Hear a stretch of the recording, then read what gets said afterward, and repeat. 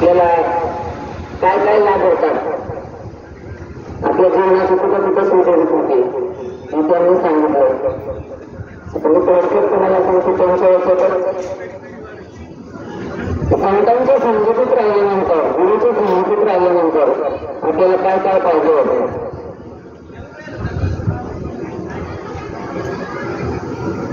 आपण सत्संगामध्ये चालल्यानंतर आपल्याला घरची आठवण येत नाही. त्या सांगायचं झालं तर पानसवाडी मंडळी जवळजवळ यावेळेस 25% नवीन महिला आलेल्या आहेत. कुठे त्यांनी गेलेल्या नाही, एकमेकीच्या नादाने निघालेल्या आहेत सर्व. पण त्यांना 2 दिवसामध्ये सत्संगाचं वैशिष्ट्य काय आहे ते समजलं. आणि जे आपले जुने वारकरी आहेत त्याच्यातले काही विभाग सोडले तर काही वारकऱ्यांना 25, 30 वारा झाल्या. पण तरी सुद्धा त्यांना सांगावं लागतं वारीचे नियम. पण बघा, काल एक दुसरे वारकरी आलेले त्यांना रस्त्याने चालताना तुम्ही पाहिले पुढची गँग संपूर्ण पानसवाडी आहे. पण त्यांना सांगावं लागत नाही 2-2 रांगीत चला. कारण आमचे चोपदार आहेत ना, चोपदार एका जागेवर नाही, कारण थोडून चोपदार नाहीत आमचे सगळे महाराज लोक चोपदार आहेत आणि चोपदार बी चोपदार आहेत. त्याच्यामुळे इतके ऍडजस्टमेंट आहे, कोणाला काही सांगावं लागत नाही. कारण त्यांना कळून चुकलं संत संगतीमध्ये राहिल्यानंतर आपल्याला काय फायदा होतो. इथे अनेक सगळे श्रीमंत घरातली कोणाला बाहेरची सवय नाही. इकडे आल्यानंतर सर्व एकमेकांना समजून घेतात आणि आजपर्यंत तर काही कोणाची तक्रार महाराजांकडे आली नाही की महाराज आम्हाला त्रास होतो. आता महाराजांनी आज म्हणून सूचना केली, कोणाचे पाय दुखत होता, कोणाला काही असेल तर गोळ्या औषध घ्या. म्हणजे आजपर्यंत कुणी काही आपल्या बंधू सोडलं नाही. आम्हाला गोळ्या पाहिजे, औषधं पाहिजे. त्याचं कारण काय नाही विना नाही नाही मृदुंग, काय नाही विना नाही नाही मृदुंग, पांडुरंगाच्या कृपेने मिळेल सत्संग, पांडुरंगाच्या कृपेने मिळेल सत्संग. सत्संगाचा लाभ घ्यावा भक्तांनी, एवढं वैभव दिलंय पांडुरंगाने. सत्संगाचा लाभ घ्यावा भक्तांनी, भक्तांनी एवढं वैभव दिलंय पांडुरंगाने. मोजता येत नाही मापानी, मापानी एवढं वैभव दिलंय पांडुरंगाने. बघा, सांगण्याचं तात्पर्य म्हणजे पांडुरंगाने आपल्याला एवढं वैभव दिलेलं आहे. तुम्ही कुठं गेले, तुम्ही एखाद्याच्या लग्नात गेले तर आता लग्नाची पद्धत निघालेली आहे स्वीकारल्या जाणार नाही. त्याच्यामुळं थोडक्यात सांगायचं म्हणजे आहेर स्वीकारल्या जाणार नाही याचा अर्थ 7 वाजता संत स्वयंवर होऊन जातं.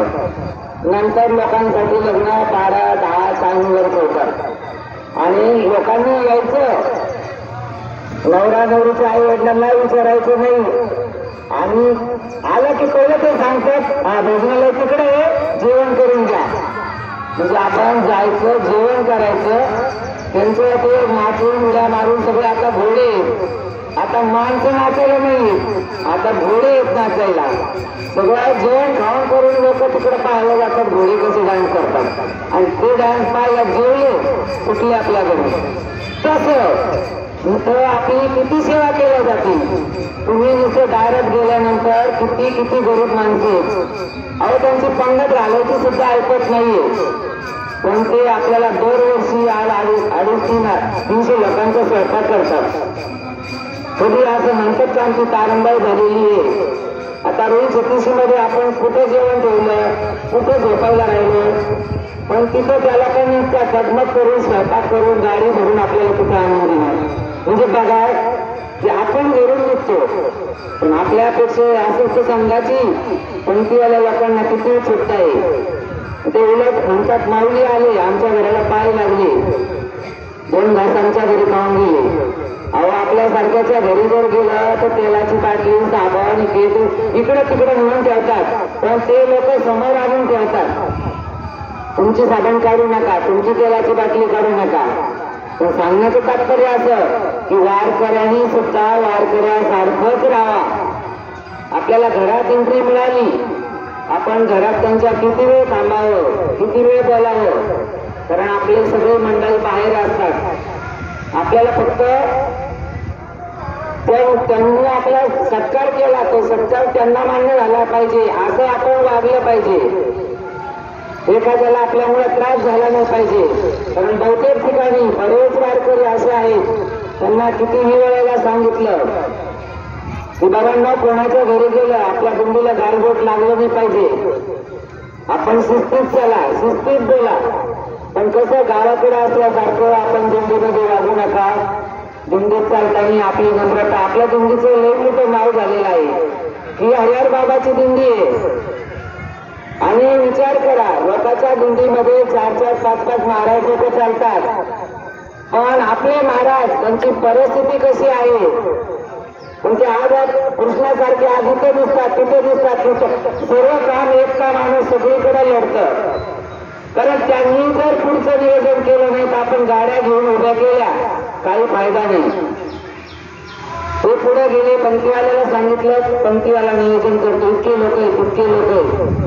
कारण हे सहजासहजी हे आपल्याला सतसंग सहजासहजी घडत नाही. कारण त्यांनी त्यांच्या बालपणापासून सेवा उचललेली आहे आणि त्यांनी त्यांच्याच हाताला हात धरून आपण चाललेलो आहोत. कारण बाबा जर कुठल्याही दिंडीत जा तुम्ही, आपल्याकडे खूप पैसा आहे, खूप धनदर्व आहे. आपण उद्या सांगू मी 500 लोक घेऊन रस्त्याने पंढरपूर पर्यंत पंक्ती देऊ शकतो आणि स्वतः दिंडी नेऊ शकतो. पण बघा, त्याच्यात सत्संग करणाराच माणूस पाहिजे.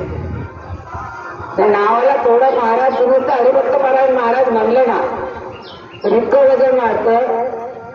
आणि आपल्याला कुठं जा तुम्ही, त्या दिंडी कोणतीही दिंडी असू द्या, त्या दिंडीमध्ये महाराज कुणी महाराज असल्याशिवाय दिंडीला रस नाही. त्याच्यामुळं आपले महाराज किती ताण होऊ द्या. आणि एक गोष्ट, दुसऱ्याच्या दिंडीमध्ये महाराज लोक आदेश करतात आणि वारकरी आदेश पाळतात. इथं असं नाही, हे खेळीमेळीचं वातावरण आहे. इथं काही गोष्टी आपल्याला जर वाटल्या तर आपण महाराजांना सांगतो, महाराज नाही असं नाही, असं व्हायला पाहिजे. पण आजपर्यंत त्यांनी वाईट वाटून घेतलं नाही की हे लोक कसे, कारण किती काही झालं तर आपल्या महाराजांचं ज्ञान आपल्यापेक्षा जास्त आहे. त्यांच्या ज्ञानामुळेच आपण त्यांच्या हाताला धरून चाललेलो आहोत. म्हणून सत्संग असा आहे, कारण सत्संगाचा लाभ साधा लाभ होत नाही. कारण एक माणूस, आता मी जावयावर घेत नाही, पण एक माणूस असा होता, त्याला सतत आहे ना, कुठं चाललं ना तर त्याला समोर वस्तू दिसली तो ती वस्तू कधी सोडणार नाही. मग ती आपल्या उपयोगाची असो नसो, घरच्यांच्या उपयोगाची असो किंवा ती स्वतः आपल्या जीवनाला शांती देणारी असो, तो बाकीचाच विचार त्याच्या डोक्यात नाही. तो तिथून घेऊन कुठेतरी टाकून का देणं होईना किंवा कोणाला दुसऱ्याला का देणं होईना, पण त्याला ती सवय लागली होती. आणि बऱ्याच लोकांच्या तक्रारी आल्या, या चोराला आम्ही लय पकडायचा प्रयत्न करतो, पण पोलिसांमध्ये तक्रार दिली म्हणत तो पोलीस म्हणजे चोरी अशी मोठी नाही ना हो की आम्ही तुमच्याकडे काही लिहून द्या आणि नंतर तुम्ही येणार तिथून पकडून नेणार त्या माणसाला. म्हणजे पोलीस ते लोक त्रासून गेले. काहींच्या इतक्या महत्वाच्या गोष्टी असायच्या, परत चोराला त्याचा फायदा नव्हता त्या वस्तूचा, पण त्याच्या डोक्यात फॅड फक्त त्याला स्वतःला चोर बनलेला होता तो. मग पोलिसांनी शोध लावला की म्हणे आपण पाळत लावून या चोराला पकडायचं.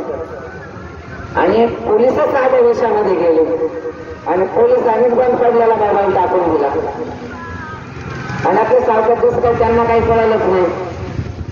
आता त्या पोलिस याला चोराला वाटलं गावले मठ आल्याकडे तो आला तर पटकन त्याने मोबाईल उचलायचा टाईम आणि तिथं पोलीस हजर व्हायचा टाईम एकच झाला. पण त्यांनी हे असं कारण त्याची मनात असं झालेलं होतं ना, चोर बनलेला होता ना. एखादा म्हणू शकत होता, हो साहेब तुम्ही चालले, तुमचा मोबाईल पडला का? नाही, तो म्हणला नाही मोबाईल माझा आहे. तो म्हणला ठीक आहे मोबाईल तुझा आहे, सांग नंबर मोबाईल मधला. आता तुम्ही विचार करा, त्याच्यात कार्ड नाही काहीच नाही, हा मोबाईलचा नंबर सांगून कुठून. पोलिसांनी पकडलं त्याला, पकडलं आणि पोलीस स्टेशनला नेलं, गजाच्या आत ठेवलं. गजाच्या आत ठेवलं. आषाढी वारी सुरू होती, रस्त्याने सगळ्या दिंड्या चाललेल्या होत्या आणि तो आपल्या त्या दिंडीमध्ये ऐकत होता. भजन ऐकता तर त्याच्या मनावर त्याचं चिंतन चाललेलं होतं. पण त्यांनी काय केलं होतं, साईडला चोरी करता करता तो असं ऐकत होता. महाराजांचं कीर्तन चाललं तर तो इकडून भिंतीच्या आरोप ऐकत होता. महाराज सांगत होते,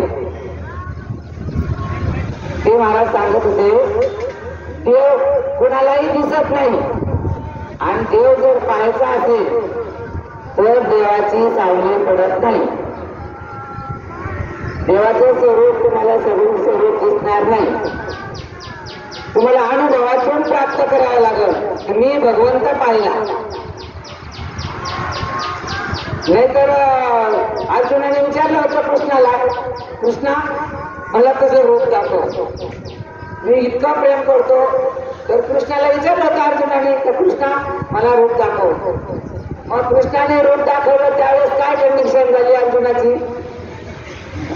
चक्कर येऊन पडला, कारण रूपच कृष्णाने असं दाखवलं होतं. आता आपण फोटोमध्ये इकडे तिकडे भगवंताला पाहतो, आता आपल्याला असं वाटतं मी कधी कृष्णाला उचलून घेईन. हे रूप सगळ्यांना आवडतं, पण एवढे भक्त असून अर्जुनाला सुद्धा कृष्णाने खरं रूप दाखवलं नव्हतं. म्हणून त्या सत्संगामध्ये ते भजन चाललेलं होतं आणि तिथं ते महाराज ते सांगत होते की भगवंत ओळखायचा असेल तर तुझं आत्मपरीक्षण कर, तुझ्या आत्म्याची शुद्धी करून घे. तू आत्म्यामध्ये तुला जाणीव झाली पाहिजे तर मी भगवंताला पाहिजे. आणि जर तुझी भक्ती जास्तच झाली तर तुला भगवंत असे दिसते, पण भगवंताची सावली पडत नाही. आणि ते ऐकलं तेवढ्यात एक साधूच्या वेशामध्ये पोलीस स्टेशन मध्ये माणूस आला आणि त्या पोलिसांना म्हणायला लागला, तो तुम्हाला तुमच्या जीवनामधलं काही दान करायचं असेल तुम्ही मला देऊ शकता. मी साक्षात भगवंत आहे, मी तुम्हाला प्रचिती आणून दाखवतो. आणि तो कारण कसं असतं बघा, एखाद्या ज्याला एखादी गोष्ट खोटं बोलायचं असेल 10 खोटं लपावं लागतं. तो अनेक उदाहरण द्यायचं तिथं आणि सांगायचा मीच भगवंत आहे, तुम्ही माझी सेवा करा. आणि कुठं सांगायचं ते न्यायदेवतापाशी जाऊन सांगत होता. पण हे चोराला संत संगतीचं ज्ञान झालं आणि तो चोर सांगू लागला पोलीस स्टेशन मध्ये, म्हणे साहेब माझी रिक्वेस्ट आहे, मला फक्त 2च मिनिटं बोलायला वेळ द्या. चालते म्हणे, काढा म्हणे त्याला त्या गजाच्या बाहेर. 2 मिनिटासाठी तुम्ही उभे राहिले, 2 मिनिटं बोलायचं. म्हणे साहेब हा साधू खोटं बोलतो, हा साधू भूमी साधू आहे, हा भगवंत नाहीये. तू म्हणे तुला कसं माहिती, तुझं चोर करणारा, तुला कसं माहिती म्हणे साधू. तू म्हणे मी एका ठिकाणी सत्संग ऐकत होतो आणि तिथे ते महाराज सांगत होते की भगवंत हृदयामध्ये असतो आणि तो हृदयात त्याचं चैतन्य झालं तर तो चैतन्य तुम्हाला हृदयात देऊ शकतो. किंवा तुम्हाला दिसलाच तर त्याची सावली पडत नाही. मग म्हणे तुम्ही साधूला विचारा. आणि हा साधू डरावलाय, साधूची सावली पडलेली. बघा सांगण्याचं तात्पर्य मी याच्यासाठी सांगितलं की सत्संगामध्ये आल्यानंतर ज्याची विकृती अशी बनलेली असती ते सुद्धा सज्जन होतात. पण कसे होतात सज्जन की त्यांनी चित्त देऊन कीर्तन ऐकलं, भगवंताचं नामस्मरण केलं. आता आपण जर वडाने पावच खात चाललो तर आपल्या शरीरामध्ये तुम्ही बघा, एक आमचे महाराज विठ्ठल महाराज देशमुख आळंदीकर ते सांगायचे की जीवनामध्ये वस्त्र कुणाचं कुणी वापरू नका. एखादा म्हणला ना, हे तुला स्वेटर घालायला नाही का, तू माझा स्वेटर घे घाल, मुळीच घालू नका. एखादा म्हणला माझी टोपी घे, तुझ्या डोक्याला ऊन लागतं, माझी टोपी घाल, मुळीच घालू नका. कारण समोरची व्यक्ती चांगली असली तर चांगले संस्कार आपल्यात येतात आणि आपले वाईट संस्कार आपण टोपी चेंज करतो लगेच त्याची, बाबा आता ऊन होतं मी घेतली होती आणि तुझी टोपी तुला घेऊन टाक. त्याचं कारण असे, आपल्या जीवनामध्ये जर आपण जर वाईट असेल तर आपले वाईट संस्कार सगळे त्या वस्त्रामध्ये जातात. म्हणून कधीही कोणाचं वस्त्र कोणी वापरू नये, कोणाची टोपी कोणी वापरू नये. अहो तेच जाऊ द्या, अन्न खाताना सुद्धा विचार करा समोरची व्यक्ती कशी आहे. त्यांना श्रवण करताना सुद्धा तुम्ही विचार करा, या व्यक्तीच्या हाताने पुण्य घडलेलं आहे का पाप घडलेलं आहे. जर त्या माणसाने एखाद्याची वारीत चालता चालता एखाद्याची लुबाडगिरी केलेली असेल आणि त्याने जर रस्त्याने एक भुईमुगाच्या शेंगाचं पोटं घेतलं त्या पैशाने आणि मोठमोठ शेंगा वार करायला वाटू लागला तो, तर तुम्ही वेडे लोक आहेत सगळे. तुमचं एवढं पुण्य आहे ना, त्यांनी चोरून आणलेलं मालात तो तुमचं सगळं पुण्य घेऊन टाकतो. म्हणून आपण पंगत का ठेवलेली आहे. भाविक येतात, हे भाविक आल्यानंतर सगळ्यांची पंगत बसल्यानंतर आपले महाराज संकल्प सोडतात आणि संकल्प सोडून ते अन्न शुद्ध होतं आणि तेव्हा आपण जेवायला बसतो. मी सांगण्याचं तात्पर्य असं, अन्न खा तुम्ही, पण ते कोणाचं खावा, कसं खावा. लोकांनी रस्त्याने चालल्या केळाची गाडी लावली, आपण हुतुतू करत पळायचं आणि त्यांनी ते बिस्किटचे पुढे फेक, केळं फेक. आपण भिकारी म्हणून निघालेलो आहे घरून. बघा, शिस्तीत समाधान, थोड्या याच्यामध्ये समाधान होतं आणि त्यांना वाटणाऱ्याला सुद्धा समाधान वाटतं. एखाद्या व्यक्तीचं मन झालं, त्यांनी दान केलं दिंडीला, पण आपण जे आहे म्हणून ते दान घेतलं, त्याला सुद्धा समाधान आहे, आपल्याला सुद्धा समाधान आहे. आणि फुकट आपलं पुण्य लोकांना वाटत चालू नका फुकटचं खाऊन. जे आपल्याला पंगत आलेली आहे ना, पंक्तीच्या ठिकाणी जेवण करा. माझे गुरुबंधू नेहमी सांगायचे, मी 21 वर्ष आळंदीची वारी केलेली आहे, पण पाण्याची बाटली सुद्धा माझे गुरुबंधू घेऊन देत नव्हते. रस्त्याने पाणी वाटत होते लोक, तर ती पाण्याची बाटली हातातली घेऊन रस्त्याच्या कडेला ठेवायचे, म्हणायचे मोकळे लोक चालणारे ते पाणी पिते. पण कधीच रस्त्याचं अन्न आम्हाला खाऊन दिलं नाही. पाऊस आला तर आम्ही उपाशी झोपलेलो आहे.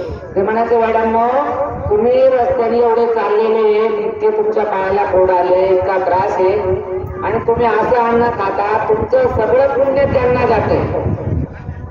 जे मला तुम्हाला सांगायचं असं, आता मी गेल्या वेळेस सूचना दिल्यामुळं त्यांच्यात परिवर्तन भगवंताने करून घेतलं, तर 10% कसं राहिलेली बरं का, 90% काम झालेले आहे आपलं, 10% कसं राहिलेली आहे. आपली दिंडी सुरळीत व्हायला 90% काम झालेले आहे. फक्त थोडे इकडं तिकडं जाऊन म्हणजे सांगितलं ऐकत ते, पण त्यांनी दिंडीत असं नाही करायला पाहिजे. कुठं बसलेत आपले चेअरमन आहे का दिंडीत ऐकायला? म्हणजे मला थोड्याच लोकांसाठी सांगायचंय आणि ते त्यांच्या हिताचे, माझ्या हिताच्या गोष्टी नाही. तर अहो आता बाई माणसं चुकतात, गडी माणसं चुकत नाही. ते गाडीतून समजा दिंडी गावात बसली ना, ते बरोबर या बोळाने त्या बोळाने जातात आणि त्यांचं काम करूनच येतात. पण ते काही दिंडीमध्ये चांगलं नाही.